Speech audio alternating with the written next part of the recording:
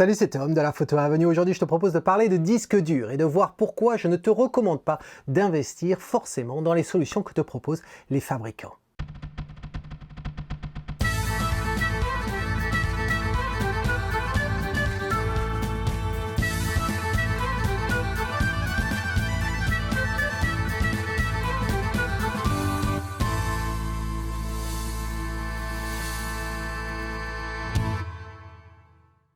Alors il est intéressant de se poser une seconde et de réaliser à quel point la technologie évolue, mais nos besoins restent généralement les mêmes. Pourquoi? Eh bien, je me rappelle en 2000, je revenais des États-Unis, j'avais fait pas mal de vidéos et quand je suis rentré, j'avais besoin de stocker tous ces films, mais à l'époque j'utilisais un ordinateur portable et je n'avais pas assez d'espace disque pour tout stocker. J'ai donc dû investir dans une solution externe et j'ai acheté un disque dur de la marque LaCie qui faisait 40 gigas. La boîte, elle était grande comme ça, elle était lourde en aluminium et tout, et ça m'avait coûté les yeux de la tête. On fait un bond de 22 ans en avant, eh bien la problématique, elle est presque toujours la même. Certes, le coût de l'espace disque a changé, mais on est toujours à courir après l'espace disque. Alors on est souvent, en tant que photographe, en train de penser, de baver, d'être content de la haute résolution de nos appareils photo. Mais ceci a un coût. Alors bien sûr, il y a le coût de l'appareil photo, c'est évident, mais je parle par exemple le coût des cartes mémoire. On le sait à quel point, par exemple, sur le R5, eh bien, les cartes CF Express, elles coûtent extrêmement cher encore aujourd'hui. On en parlait d'ailleurs avec un des membres de la Photo Avenue aujourd'hui. Mais il y a aussi un autre coût auquel on ne pense pas souvent, c'est le coût de l'espace disque sur nos machines. Après tout, on ne peut pas faire de la photo numérique sans avoir, bien sûr, un ordinateur. Et donc là, on va avoir besoin d'espace disque. Et l'espace disque, eh bien, si les coûts ont changé, on fait quand même face à la même problématique. C'est-à-dire qu'en fonction des appareils qu'on utilise, et je parle des ordinateurs, eh bien, on a plus ou moins de flexibilité en ce qui concerne l'espace disque. Quelqu'un qui utilise un ordinateur portable ne va pas avoir la même flexibilité qu'une tour PC. Un ordinateur portable a un facteur beaucoup plus réduit. Et donc, du coup, le volume de stockage que l'on peut avoir à l'intérieur eh bien, va être réduit. Si ce n'est que l'on peut le changer. Des fois, on ne pourra pas. Pour les PC, le gros avantage d'avoir une tour, c'est qu'effectivement, on peut changer les composants et donc rajouter un disque dur, le changer, augmenter sa taille, etc. Ce sont des choses que l'on peut faire relativement simplement et on n'a pas besoin d'avoir un diplôme d'ingénieur pour le faire. Et petite info en passant d'ailleurs, quand on achète un ordinateur, généralement les constructeurs nous disent ben voilà les caractéristiques de base, mais si tu veux plus de RAM et si tu veux plus de ROM, le ROM c'est l'espace disque, si tu veux plus d'espace disque, il n'y a pas de problème, voilà, ça va te coûter. Attention à ça, parce que généralement ces fabricants vont te facturer beaucoup plus cher le coût de rajout, de montée de version en espace disque par exemple, que le coût de ces mêmes disques durs si tu allais les acheter directement toi-même sur internet ou dans une boutique informatique du coin. Donc attention, mais je reconnais que tout le monde n'a pas forcément la vocation à changer les composants sur sa machine ou ne serait-ce la capacité de le faire. Personnellement, c'est quelque chose que j'ai fait depuis un bon nombre d'années. J'ai acheté le modèle de base à partir du moment où il y avait le bon CPU, c'est-à-dire le bon cerveau de l'appareil de l'ordinateur, et ensuite la RAM, je prenais le minimum, l'espace disque, je prenais le minimum, et ensuite je montais tout ça chez moi après en achetant les composants. C'est d'ailleurs une des raisons qui m'avait poussé à acheter justement la tour, le Mac Pro que j'ai derrière cet écran. Si tu ne connais pas le Mac Pro, j'avais fait une vidéo justement au moment où je l'avais reçu. Si tu veux la voir, elle est ici. Aujourd'hui, le Mac Pro me fait un petit peu sourire orange, jaune, orange, hein, tu choisiras ta couleur, mais tu comprendras ça le mois prochain.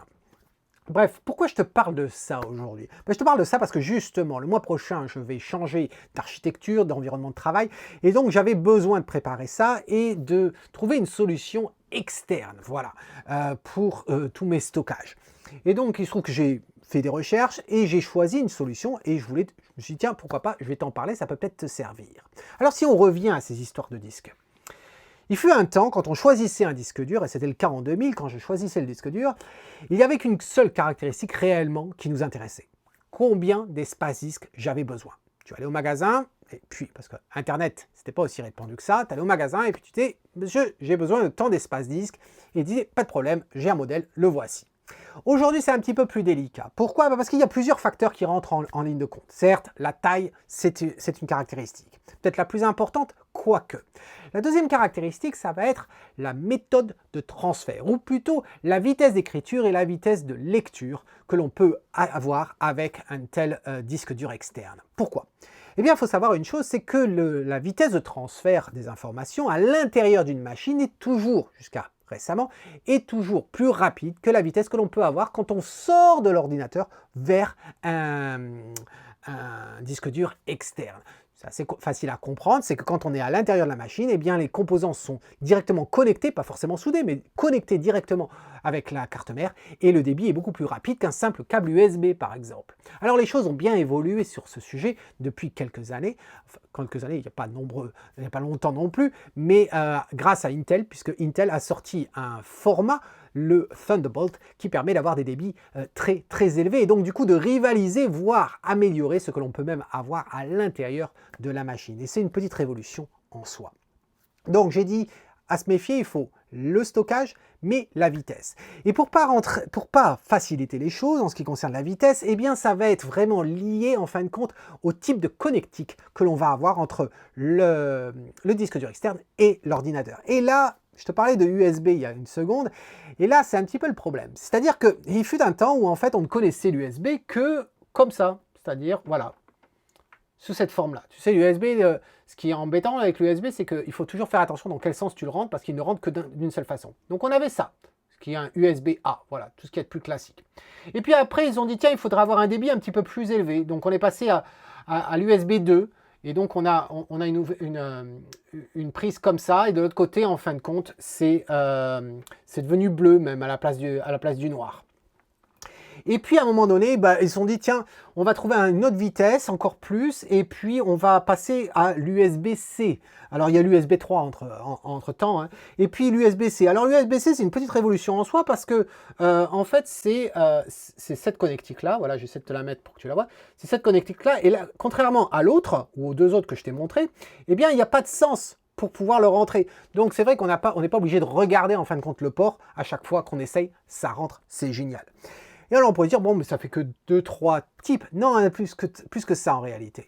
Et je ne vais pas prétendre à tous les connaître par cœur de tête. Dans l'article blog qui accompagne cette vidéo, eh bien, tu vas trouver non seulement tous les détails des informations que je te donne là, mais tu vas aussi trouver un tableau qui va faire le récapitulatif des vitesses de transfert que tu peux obtenir grâce aux différents types de connectiques. Voilà, entre le Firewire, l'USB, l'USB-C, les différents types d'USB-A, quelle génération, etc. Et les Thunderbolt également. Et tu vas voir, c'est assez intéressant. Mais ce que je trouve intéressant, c'est que c'est surtout extrêmement... ça amène énormément de confusion, tout ça. Voilà. On peut avoir un disque dur à l'intérieur d'une boîte, par exemple, qui peut être très rapide en soi, mais le problème, c'est qu'au sortir de ce disque-là, la connectique, c'est là que ça ralentit les choses.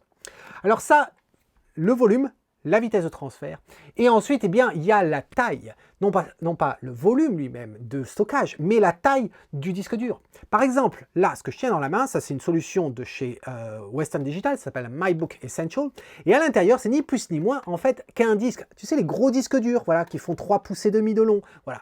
Et ce type de disque-là, eh bien, l'avantage que ça, c'est que c'est relativement pas cher. C'est relativement pas cher, et puis ça a tendance à avoir des capacités aussi importantes. On peut monter jusqu'à 16 Tera, et donc ça peut être intéressant. Seulement, je te mets au défi, tiens, petite info comme ça en passant. Si jamais tu as besoin effectivement d'un disque dur externe et que tu dis « Ah, je vais prendre une grosse taille parce que les tarifs sont intéressants et je peux me le permettre », attention, qui dit grosse taille dit gros stockage. Et donc, si jamais, non pas si jamais, quand ton disque dur va planter, eh bien, c'est beaucoup de stockage que tu vas perdre. Le disque qui est à l'intérieur de ça, comme je t'ai dit, c'est un gros disque. C'est un disque mécanique, c'est-à-dire que l'information est stockée sur un support magnétique qui est lu par une ou plusieurs têtes de lecture. C'est des parties mécaniques qui sont à l'intérieur. Il y a l'électronique, mais c'est principalement du mécanique. Ça veut dire qu'ils subissent pas mal de stress pour pouvoir lire et écrire les informations, et au bout d'un moment, eh bien, ça casse, voilà, ça devient défaillant. Donc, si tu investis dans un disque dur qui va faire 3 Tera, par exemple, eh bien, il faut apprécier que le jour, et c'est pas si, c'est le jour où ton disque plante, c'est 3 Tera que tu vas pleurer. Si c'est 6 Tera, si c'est 16 Tera, c'est autant que tu vas pleurer. Donc, petite mise en garde là-dessus, il vaut mieux avoir plusieurs disques durs plutôt qu'un gros disque dur. Voilà, à coût équivalent, j'entends. Mais tu vois, par exemple, je te disais que le disque qui est à l'intérieur, ça coûte vraiment pas cher. Par contre, l'enclos lui-même, eh bien, ça peut, le package, hein, ce que propose Western Digital, ça va coûter beaucoup, beaucoup plus cher que le disque qui est à l'intérieur. Donc, il faut se méfier à ça, mais j'y reviendrai tout à l'heure. La problématique aussi d'avoir cette grosse taille-là, c'est que ça peut faire du bruit. Il y a un ventilo pour essayer de s'assurer que ça ne surchauffe pas. Et tout ça, ça demande de l'électricité. Ce qui veut dire que ce type de disque dur, eh bien, nécessite d'être branché sur le secteur. Donc, si tu as besoin d'un disque dur pour aller avec ton ordinateur portable, quand tu te balades, par exemple, en ville et que tu as un café, etc., eh bien, dis-toi que cette solution-là, ça ne sera peut-être pas la meilleure pour toi. À ce moment-là, eh bien, il va falloir se retourner vers d'autres solutions qui sont plus petites. Ils sont sortis, après les disques durs épais comme ça, ils sont sortis des disques plus fins. C'est ce qu'on a commencé à avoir dans les ordinateurs portables, par exemple. Ils sont toujours mécaniques, mais ils sont plus petits. C'est des 2,5 pouces de long. Cela aussi nécessite plus ou moins de l'électricité et généralement tu as assez d'électricité au sortir de ton USB 2 ou USB 3 pour alimenter ce genre de disque là. Ce n'est pas toujours le cas, ça dépend des marques. Et ensuite, eh bien, on trouve le SSD. Alors le SSD, pour comprendre de quoi il s'agit, ce n'est pas un disque dur mécanique en soi. Si tu penses à une barrette de mémoire RAM, la mémoire RAM, les barrettes de RAM, c'est quoi? C'est la mémoire vive dans ton ordinateur. Voilà, c'est des petits composants. Et eh bien, je fais un amalgame parce que c'est plus ou moins la même chose. Le SSD, ben, c'est ni plus ni moins en fin de compte qu'une mémoire vive, mais au lieu qu'elle soit vive et qu'elle disparaisse quand tu éteins l'ordinateur, eh bien l'information reste stockée à l'intérieur des composants. Voilà. Donc l'avantage, eh bien, c'est que c'est pas mécanique, c'est un facteur beaucoup plus réduit, donc ça prend beaucoup moins de place et c'est comme ça qu'on a pu avoir des ordinateurs qui ont réduit en épaisseur grâce à cette technologie-là. Et cette technologie-là, eh bien, elle a vraiment évolué et maintenant on peut avoir des volumes quand même très très importants, tels que 16 Tera pour certains.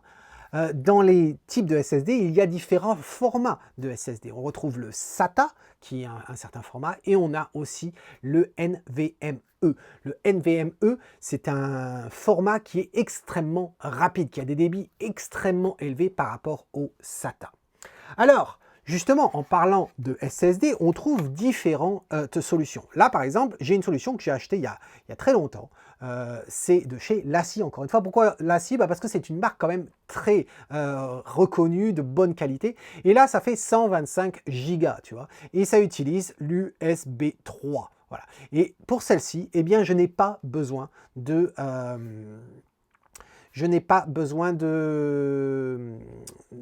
prise secteur, ça fonctionne très bien.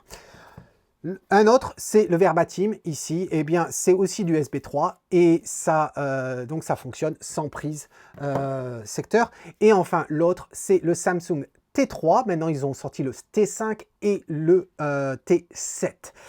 Alors, quelle est la problématique avec ces modèles-là? Eh bien, la seule problématique que je vois, et c'est une des raisons pour laquelle je voulais faire cette vidéo aussi, c'est que les solutions que te proposent ces constructeurs, eh bien, tu t'aperçois que les tarifs sont quand même très élevés quand tu commences à partir sur des 1 Tera, 2 Tera, etc.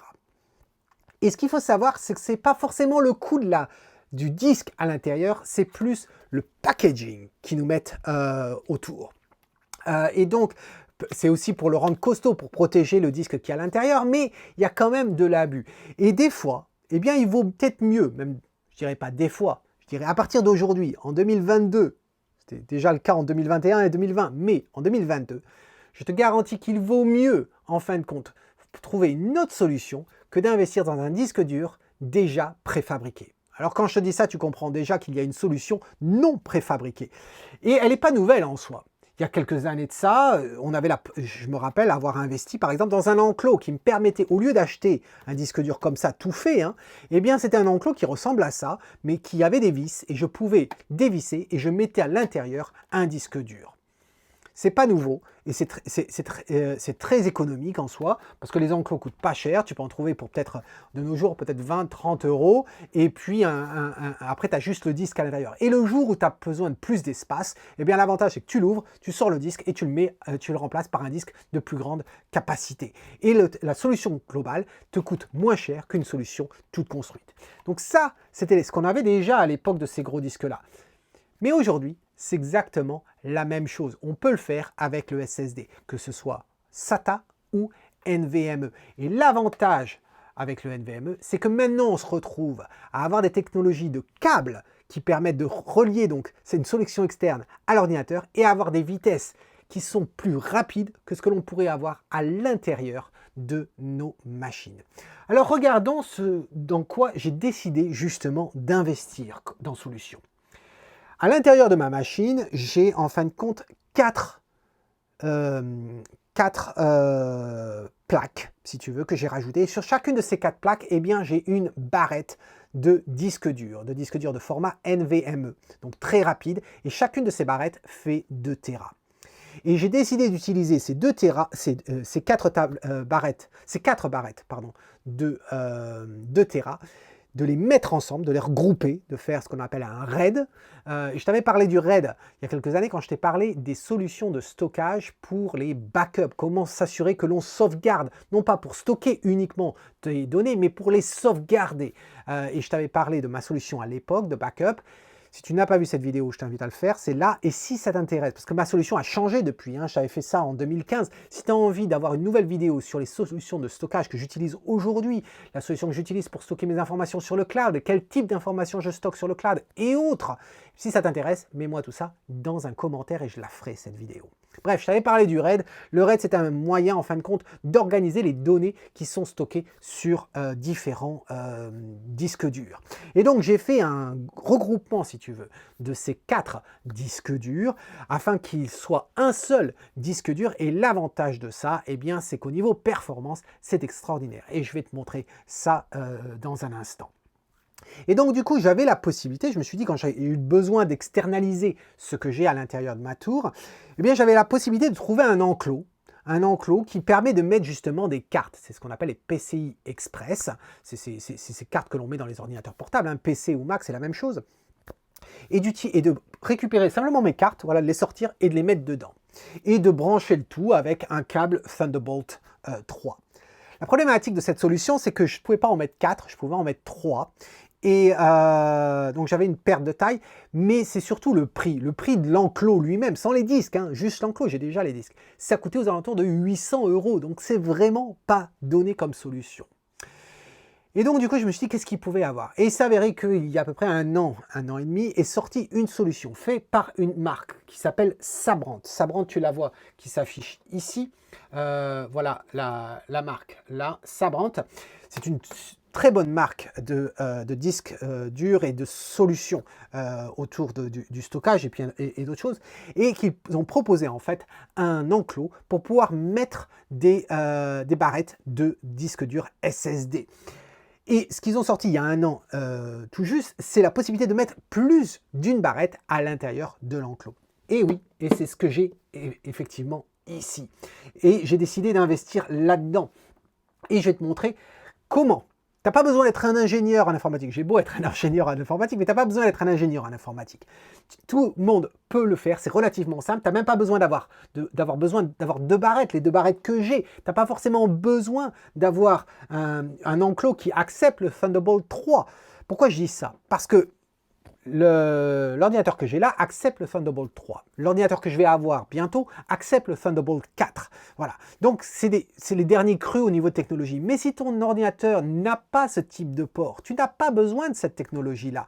Mais tu peux trouver des enclos par cette marque et puis d'autres marques également qui utilisent donc les connectiques qui sont supportés par ta machine, que ce soit l'USB 3 par exemple, ou même l'USB-C. Et à ce moment-là, tu vas t'apercevoir que le coût de l'enclos lui-même va être moindre. Peut-être tu n'as pas besoin de 2 Tera comme moi. Peut-être tu as besoin de moins. Et à ce moment-là, le coût même de la barrette du disque dur va être moins cher. Et tu vas t'apercevoir que très souvent, tu risques de te retrouver au même tarif que les solutions que te proposent les constructeurs, mais avec des performances beaucoup plus élevées, tout en ayant la flexibilité de pouvoir monter en version quand tu as besoin de plus d'espace. Alors regardons justement à quel point c'est simple de monter ce système-là. Alors, je vais mettre la boîte de côté d'ailleurs. Voilà, voilà de quoi il s'agit. Hein. Et je te mets toutes les références bien sûr dans l'article blog, et pas uniquement de cet enclos-là, mais les autres enclos que je te recommande. Voilà. Alors, qu'est-ce que l'on a? Voilà l'enclos lui-même. Ce que l'on remarque, c'est que déjà, il est protégé par un caoutchouc, voilà. Le mot me manque en français, voilà. Et donc, pourquoi il met ça? Eh bien, pour deux raisons. Un, pour éviter de cogner et puis abîmer l'enclos, quoique je t'avouerai que la coque en caoutchouc, ici, elle va protéger, mais vu la qualité de l'aluminium de cet enclos-là, je ne pense pas que tu aies des pètes. Mais vraiment, l'intérêt de la coque ici, c'est plus pour résister à la chaleur. L'inconvénient des disques durs, c'est que ça a tendance à chauffer. C'est pour ça que celui-ci avait un ventilo dedans. Et ces barrettes-là, elles ont beau être petites, c'est les composants et ça chauffe énormément. Et donc, la boîte ici, eh bien, elle serait extrêmement chaude. Tu ne pourrais pas la tenir longtemps comme ça entre tes mains. C'est d'où l'intérêt d'avoir cette coque ici. Alors, qu'est-ce que l'on trouve? Bah, déjà, si on regarde ici, tu remarqueras, on a un bouton on-off, on a ici un port pour le secteur. Alors oui, ce modèle-là a besoin d'être alimenté par le secteur parce qu'il va accepter 2 barrettes de disques. Les autres enclos qui acceptent une seule barrette peuvent être alimentés par ta connectique, par l'USB-C ou par le Thunderbolt. Voilà. Donc là, c'est le secteur. Ensuite, c'est le fameux port de type USB-C, mais là, il accepte le Thunderbolt 3 pour avoir la meilleure vitesse. Si tu as l'USB-C, ça va fonctionner aussi, mais tu n'auras pas la meilleure vitesse que va pouvoir te proposer cet enclos. Et là, on va avoir 2 petits voyants qui vont nous montrer les activités sur le disque 1 et le disque 2. À savoir une chose, c'est que cet enclos lui-même, eh bien, quand on regarde derrière, il nous dit que la vitesse que l'on peut avoir d'un seul disque, à l'intérieur de ça, hein, un seul disque, ça va être 1500 mégabits par seconde. Voilà. Donc, mégaoctets, pardon, par seconde.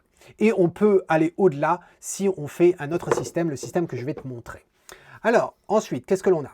Ben, on retrouve 4 coussinets ici qui sont bien parce qu'en fait, comme l'enclos est en métal, eh bien, ça évite de rayer. Là, ça risque rien là-dessus, mais bon, si tu avais une table en verre ou quoi que ce soit, eh bien, ça évite d'avoir des rayures. Là, l'avantage de cet enclos-là, c'est qu'il se dit ne pas avoir besoin d'outils pour le démonter. C'est vrai qu'il n'y a pas de vis à faire. On a juste à tourner et ensuite à l'ouvrir. Voilà. Alors, je l'ai déjà ouvert, j'ai déjà mis une barrette précédemment, avant la vidéo. Là, tu remarqueras, on a 2 matériaux bleus, ils sont un petit peu adhésifs. En fait, ces matériaux-là servent à dissiper justement la chaleur qui émane de cette barrette et essayer de la rafraîchir. Comment? Eh bien, en dissipant la température pour que ça aille dans ce matériau et ensuite, tu vois l'épaisseur de la porte. Hein. Regarde l'épaisseur de cette capsule en aluminium, c'est absolument incroyable ici. Et donc, toute la surface va servir justement à réguler la température. Il n'y a pas de ventilo à l'intérieur ici. Voilà. Donc là, on a déjà une barrette et je te propose de mettre une autre barrette. Alors voilà à quoi ressemble la barrette. Hein. C'est complètement ridicule. Hein, là. Quand tu compares ça avec ce que l'on a à l'intérieur, hein, c'est vraiment, vraiment ridicule. Voilà. Et ils ont recouvert les composants, si tu veux, avec un autocollant en dessous et au-dessus pour ne pas justement abîmer et qu'on puisse facilement la tenir. Il faut savoir une chose, c'est que en fonction de la taille, de la capacité de ta barrette, tu vas avoir plus ou moins de composants, là, ceux que tu devines dessous, là, sous les autocollants.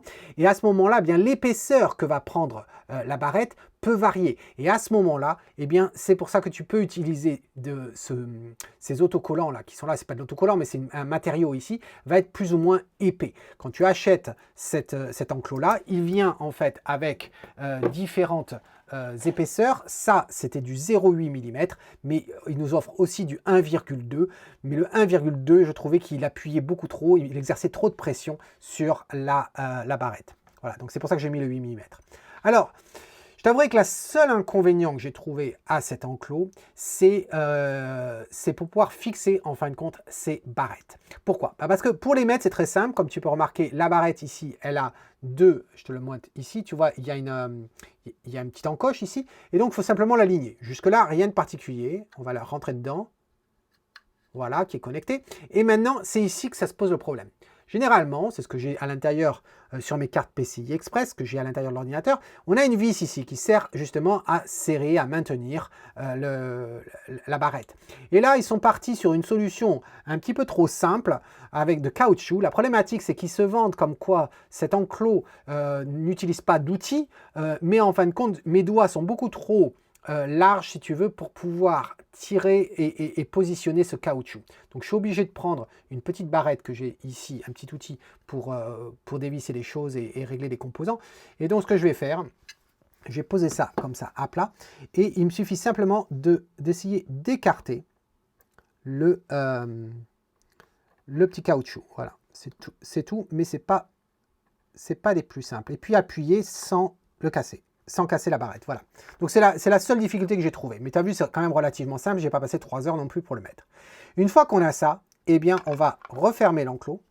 Et là, c'est le moment le plus intéressant, enfin, ce que j'apprécie beaucoup, c'est quand on le referme, eh bien, c'est comme un peu les technologies d'Apple au niveau de leurs portables. C'est absolument, le design est absolument sans faille, hein. C'est propre. Quand on le tourne, on sent en fait le frottement, le gentil frottement que l'on a du métal. C'est vraiment très bien.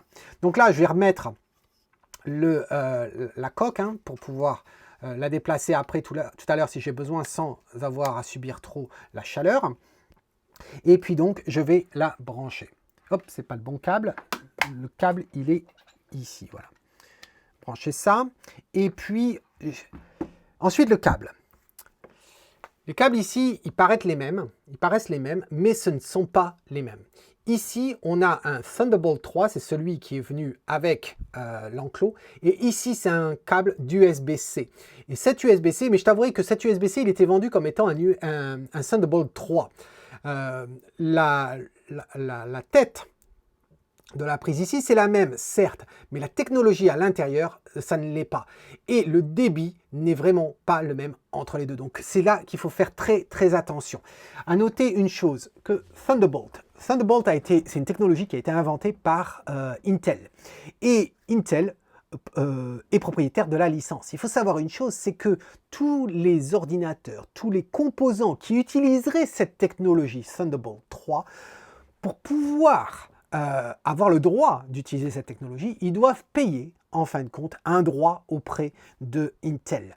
Et Sabrent, c'est une des rares marques, justement, à être certifiée Thunderbolt 3. Alors, qu'est-ce que ça nous garantit? Ça nous garantit, en fin de compte, qu'il y a un minimum requis, obligatoire, imposé par Intel, pour garantir un débit et les performances des outils proposés. Voilà. Et donc, c'est pour ça que j'ai choisi cet enclos, parce que je sais que Sabrent ont cette licence, sont certifiés Intel, et donc c'est quand même un gage de qualité. Voilà. Quand on investit dans ce type de matériel, on a vraiment envie d'avoir vraiment les performances qui nous sont proposées. Donc là, je vais le brancher derrière sur le Mac, et je vais le comme ça. Pour l'instant, on va laisser ça de côté pendant une seconde. Et ce que je te propose, c'est de voir les performances des autres disques durs, voilà, dont je te parlais jusqu'à présent. Et à commencer par le plus vieux de tout ce que j'ai, c'est-à-dire le disque dur mécanique à l'intérieur du Western Digital. Donc, hop, je le branche. Ici, là, comme ceci, l'USB 2. Oui, c'est du 2. Voilà, ça. Et là, sur l'ordinateur, sur l'écran, on va pouvoir le voir qui va se monter. Ça devrait s'appeler MyBook. Et puis, il y a un... Je ne sais pas si tu l'entends. Voilà. Tu entends le bruit, hein, on le connaît tous, ce bruit-là. Donc il y a le ventilo, mais il y a le bruit du disque. Donc voilà, on a MyBook qui est ici. Alors ce que je te propose, c'est de vérifier la performance. Et pour vérifier la performance, il y a différents outils qui existent. Il y en a un qui est gratuit. Je te mettrai le lien dans l'article blog, qui est proposé par Blackmagic. Blackmagic, si tu ne connais pas, c'est une société qui est spécialisée dans la construction de caméras vidéo. Voilà. Et ils font aussi tout le matériel pour justement éditer les vidéos, telles que les consoles, mais également les logiciels, tels que DaVinci Resolve. DaVinci Resolve, c'est une solution pour éditer les vidéos. vidéo que j'utilisais jusqu'à la semaine dernière. En fin de compte, la vidéo que tu viens de voir, peut-être la revue photo du mois de février, eh bien, je l'ai éditée avec Final Cut Pro. Ça fait des années que j'avais pas édité de vidéo avec Final Cut Pro, qui est une solution proposée par Apple. Et d'ailleurs, tu me diras si tu as apprécié le fait que maintenant mes vidéos sont en 4K. Voilà, jusqu'à présent, je les filmais en 4K, mais je les sortais en HD. Maintenant, elles sont en 4K. Dis-moi dans le commentaire si tu apprécies cette nouvelle taille. Parce que l'avantage, c'est que quand on a des grands écrans, eh bien maintenant, on peut avoir une meilleure qualité. Voilà, donc dis-moi tout ça dans un commentaire. Alors, je te parlais de Blackmagic. Et bien, Blackmagic, c'est pas dans ce répertoire-là, c'est ici, voilà. C'est ce petit outil-là. Et cet outil-là, c'est très simple. En fait, ce qui va nous permettre, c'est de envoyer 1 giga de données sur un disque et il va nous montrer en fin de compte le débit en écriture et en lecture.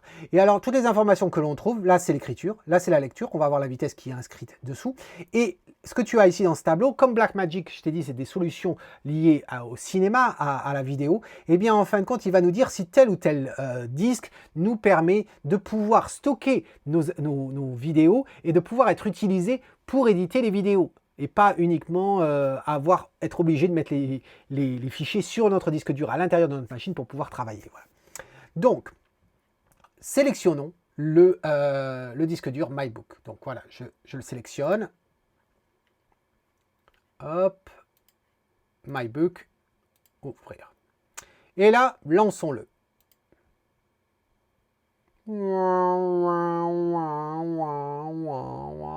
C'est lent tout ça, hein, c'est très lent, tu vois. Ah, ça y est, il a enfin fini d'écrire son test.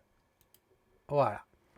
Donc, si on arrondit, en gros, 100 mégas de vitesse. Alors, attends, je vais déplacer ça ici, puis je vais faire une copie d'écran pour qu'on puisse avoir cette donnée-là. D'ailleurs, je crois que je l'ai déjà, l'information voilà. Je l'avais ici, tu vois, j'avais fait les tests avant, et en gros, on a vraiment la même chose. Ensuite, un autre test que je te propose, c'est de voir la vitesse que je peux avoir sur mon disque dur interne. Non pas celui que moi j'ai rajouté, mais le disque natif de ma machine, pour voir.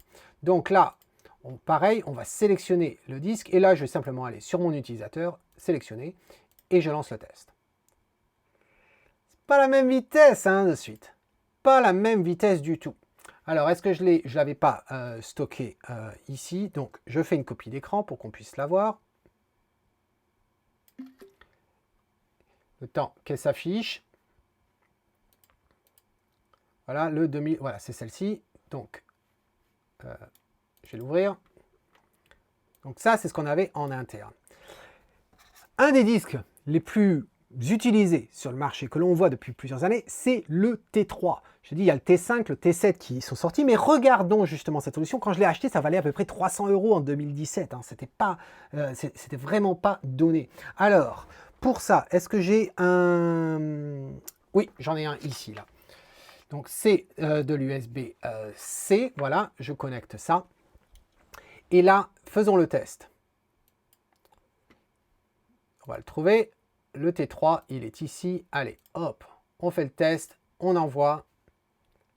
Voilà, 400 et en lecture 252. Je crois que je l'avais fait déjà non, je l'avais pas le T3. Donc hop, je te propose de faire une copie. Mettre ça sur le côté. Le temps que ça charge. Voilà, ça c'est le T3. Donc c'est quand même une nette amélioration hein, quand on compare ce que l'on avait avec le gros disque externe. Ensuite le T3 on a là, mais quand on compare avec notre disque interne, c'est pas la même vitesse. Alors maintenant, regardons ce que l'on a avec ce nouveau disque que on a là de Sabrent, avec les 2 fois 2 Tera. Alors déjà, si je regarde ici, qu'est-ce que l'on... Déjà, je ne l'ai pas allumé. Donc, allumons-le. Hop. Ça y est. Et il devrait apparaître sur l'écran. Qu'est-ce que l'on a? Voilà, on retrouve nos 2 disques ici.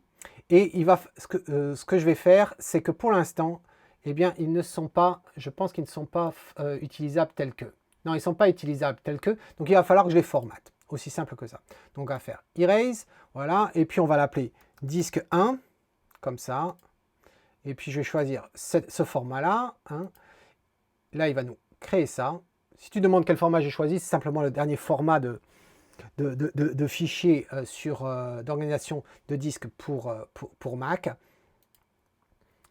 Là, je vois, il est monté, il va nous le retirer. Ah, tiens, c'est bon, il nous l'a monté en tout cas. Je vais prendre le deuxième. Je vais l'appeler disque 2. Je crois que ça n'avait pas fonctionné, mais non, si ça marchait. Disque 2. Voilà. Erase. Voilà, le disque 2. Parfait. Donc on a disque 1, disque 2. Regardons la vitesse de disque 1, sachant que comme le disque 2, c'est la même chose, on obtiendrait la même chose. Mais regardons ce que ça donne. Je sélectionne donc mon disque. On va le trouver. Disque 1, voilà. Et lançons-le. Ici. Et c'est parti. Ah ah! Voilà les performances que l'on a sur un disque. C'est quand même vraiment pas mal, parce que ça veut dire quoi? Ça veut dire qu'on a pu construire notre propre disque, on a pu choisir la taille que l'on voulait, et on a des performances qui sont bien au-delà de ce que l'on a sur les solutions que propose Samsung. Certes, le T3, il est sorti depuis longtemps, mais si tu vas avoir le T5 et le T7, tu vas t'apercevoir que les performances ne sont pas égales à ça non plus. Et c'est pas fini. Pourquoi c'est pas fini? Alors, parce que, regarde, là, ce que je vais faire une copie d'écran aussi de ça. Là, le temps que ça s'affiche.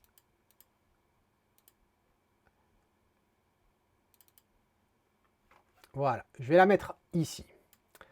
Donc ça, c'est notre disque 1. Je t'ai parlé des disques que j'avais à l'intérieur de la machine et que j'ai décidé en fin de compte de regrouper et de créer ce qu'on appelle un RAID et d'avoir tous ces disques vus en tant qu'un seul disque. Regarde ce qui se passe si maintenant je fais le même exercice avec ce disque-là. Et il s'appelle My Drive. Et alors attention. Ah ah! Pas mal comme performance, non? Hein, on est quand même à 4800 mégaoctets en écriture, presque 4500 mégaoctets en lecture. Et si on compare maintenant, regarde ce qui se passe, regarde ce que l'on compare quand on est à gauche. Là. À gauche, c'était la vitesse d'écriture de mon disque dur natif de ma machine. Et tu t'aperçois que on est toujours en interne, mais on a des vitesses beaucoup plus élevées. Pourquoi? Parce qu'on a pu prendre chacun de ces disques-là, chacune de ces barrettes, et on a créé ce qu'on appelle un RAID. Un RAID, ça peut être utile de différentes manières. On peut utiliser un RAID pour faire de la redondance, c'est ce que j'expliquais dans la vidéo sur le backup. Mais là, ce n'est pas de la redondance que j'ai fait. Non, c'est en fait presque de la concaténation. J'ai pris, en fin de compte, chacun de ces disques-là. On a gardé la totalité de l'espace de chacun de ces disques, mais en même temps, on a additionné les performances de chacun de ces disques, et ainsi, on a pu avoir 4838 mégaoctets en écriture. Donc maintenant, est-ce que tu comprends pourquoi j'ai voulu avoir un enclos de 2 cartes, de 2 barrettes SSD? C'est pas pour avoir un disque 1 et disque 2, parce qu'à ce compte-là, eh bien, j'aurais pu avoir 2 petits enclos, et ça m'aurait coûté peut-être un petit peu moins cher. Non, regarde pourquoi j'ai fait ça. Alors là, ce que je te propose, c'est qu'on va... Je crois que je l'ai d'ailleurs, là, oui, voilà, tu vois les performances, bon ça varie un petit peu, mais voilà les performances que j'avais eues donc avec ce RAID à l'intérieur de ma machine. Ce qu'on va faire, c'est qu'on va faire un RAID ensemble. Donc le RAID sur le Mac, eh bien, on vient ici, sur Windows c'est la même logique, on vient ici et on voit bien disque 1, disque 2. Ce qu'on va faire, c'est qu'on va lancer en fin de compte l'assistant RAID. Et l'assistant RAID, qu'est-ce qu'il nous dit ici? Il nous dit qu'on a 3 possibilités pour faire un RAID ici. Soit un RAID 0, c'est ce qui nous intéresse, soit un RAID 1. Un RAID 1, c'est pour la redondance, c'est-à-dire qu'on va avoir un miroir des 2 disques. Voilà. Ensuite, on a le JBOD. Alors le JBOD, en fait, c'est une abréviation en anglais, ce qui veut dire Just a Bunch of Disks. Voilà, qui voudrait dire en français juste un juste un tas de disques. Voilà ce que ça veut dire. Et la différence qu'il va y avoir entre le RAID 0 et le JBOD, c'est que le JBOD, l'information va être écrite sur un disque. Ensuite, quand ce disque-là est plein, on va passer à l'autre disque, et ainsi de suite, et ainsi de suite. Même si tu vois un seul disque au total, mais la façon dont les informations sont écrites, c'est un disque en premier, ensuite, quand c'est plein, on passe au suivant, etc. Alors que le RAID 0, ce que fait le système, c'est qu'il va vraiment écrire l'information à travers les quatre disques. Alors, c'est très bien, et tu vas comprendre pourquoi c'est très bien, mais il y a un souci.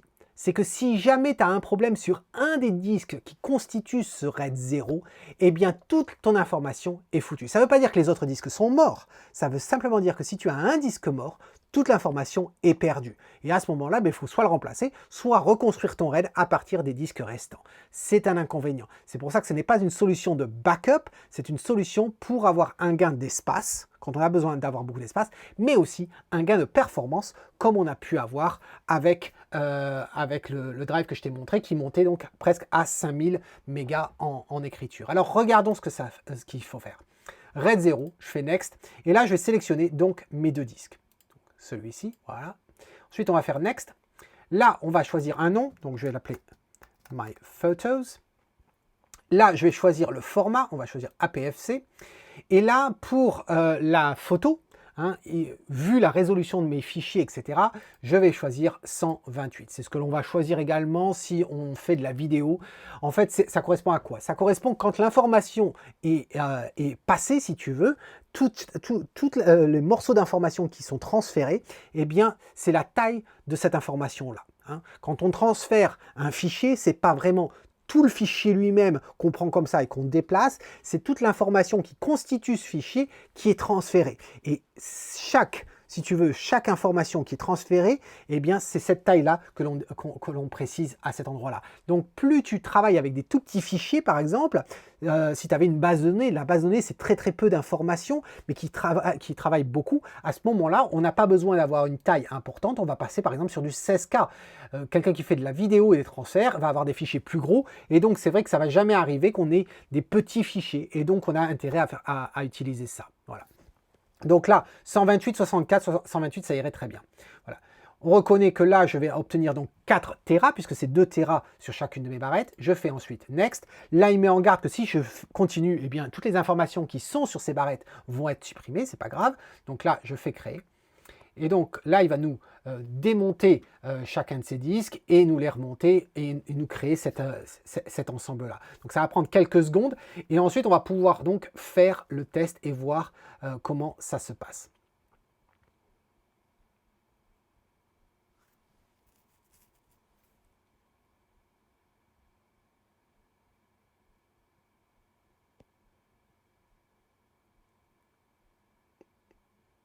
Voilà, voilà qui est fait.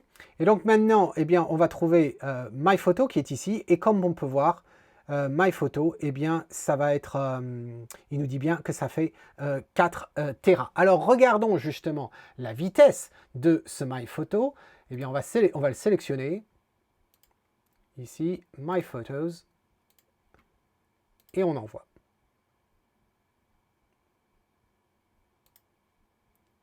Et tu t'aperçois qu'on est quand même passé tout à l'heure, tu te rappelles, hein, c'était celui qu'on avait au-dessus. On est passé de 1360 au double, pratiquement, et enfin pas tout à fait, et en lecture, pareil. En fin de compte, on a gagné 1000 mégaoctets en vitesse, ce qui n'est vraiment pas rien. Ce qui veut dire, quand tu regardes ici, mais regarde, je pourrais avoir les fichiers qui sont stockés dessus, les fichiers vidéo, mais aussi le cache. Le cache, c'est souvent ce qui est très important, que ce soit en Photoshop ou en vidéo. Eh bien, le cache de ces fichiers pourrait très bien être là pour gérer du HD, pour gérer du 2K, pour gérer vraiment des fichiers qui vont être relativement lourds. Eh bien, on pourrait le faire sur ce type de vitesse, qui est quand même très intéressant. Et tu vois que ce n'est pas le cas quand on utilise des solutions comme le Samsung T3. Ça peut aller dans la majorité des cas, mais le gros disque dur ici, eh bien, ça ne va pas si tu veux faire quelque chose au-delà du HD. Donc voilà cette solution. Et juste un dernier test que je vais te montrer. Je vais simplement te montrer justement le débit par rapport à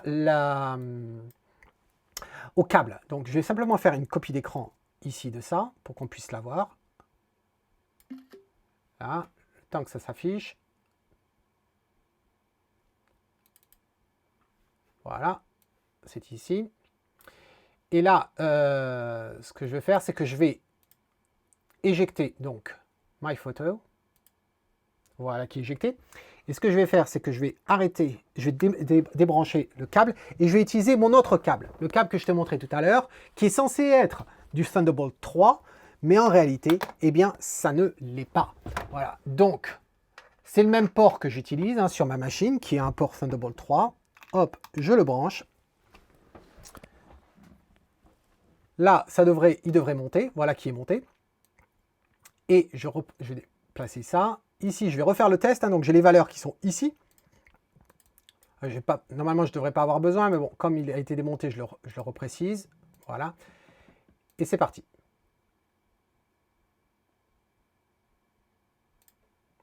Voilà. Donc, tu t'aperçois que ça, eh bien, il y avait un léger gain entre un seul disque et deux disques. Mais là, le problème, c'est pas le disque, c'est pas l'enclos, c'est le câble. Donc, à se méfier des câbles que tu utilises. Voilà. Donc, là, la vitesse de transfert, c'est absolument génial d'avoir les 2367, c'est vraiment super. Certes, c'est moins que ce que je pouvais avoir à l'intérieur en ayant mis les quatre disques, mais aussi un avantage que ça peut avoir d'accepter de ne pas avoir justement les 5000 mégaoctets de transfert, parce que honnêtement, est-ce qu'on a vraiment besoin des 5000 mégaoctets de transfert ? Vraiment pas. Avec 1000 ou avec les 2000, tu peux gérer la vidéo parfaitement et les besoins en photo sans aucun souci. Seulement, ce qui va jouer aussi, c'est le nombre de fichiers que tu vas transférer, etc. Ça fluctue toujours les informations. Là, dans les tests, ça a été un seul fichier de 1 giga qu'on envoie à chaque fois. Donc, ça peut fluctuer aussi. Mais on n'a pas forcément besoin des 5000 et ce que je vais gagner par rapport à un RAID qui contient les 4 barrettes et avoir en fait deux enclos, parce que j'ai un deuxième enclos que j'ai acheté, avoir deux enclos avec la même capacité au total mais séparés, c'est que si jamais j'ai un problème sur un disque, eh bien je ne perds pas toutes les données. Je te rassure, j'ai quand même une bonne solution de backup et comme je t'ai dit, si ça t'intéresse de connaître les solutions de backup que j'ai aussi bien en local que sur le cloud, mets-moi tout ça dans un commentaire et je te ferai une vidéo. En tout cas, j'espère que tu as trouvé ça intéressant, que tu as appris des choses peut-être. Dis-moi si tu utilises un disque dur externe, dis-moi si tu as acheté le disque préfabriqué ou est-ce que toi aussi tu as acheté un enclos et mets ton disque dedans. Est-ce que tu utilises des disques SSD? Est-ce que tu utilises des disques 2.5 ou est-ce que tu utilises des disques 3.5? Dis-moi tout ça, fais-moi part, fais-nous part en fin de compte de tes solutions. Est-ce que toi aussi tu es confronté à ce problème d'espace disque et quelle est la capacité que tu utilises? Quelle marque de disque tu trouves est un bon gage de confiance, quelle qualité tu y trouves. Donc exprime-toi dans les commentaires, ça permet d'aider tout le monde aussi de bénéficier de ta propre expérience. Voilà. Donc j'ai hâte de lire tout ça et tu sais que je réponds à tous les commentaires. Donc en attendant, eh bien, cet homme qui te dit si tu aimes ce que tu vois, eh bien fais comme moi, capture-le et j'espère que tu as trouvé une bonne solution qui correspond à tes besoins. N'oublie pas l'article blog avec tout plein de références de différents enclos et pas uniquement ce que je t'ai présenté là, mais la même logique. Cheers!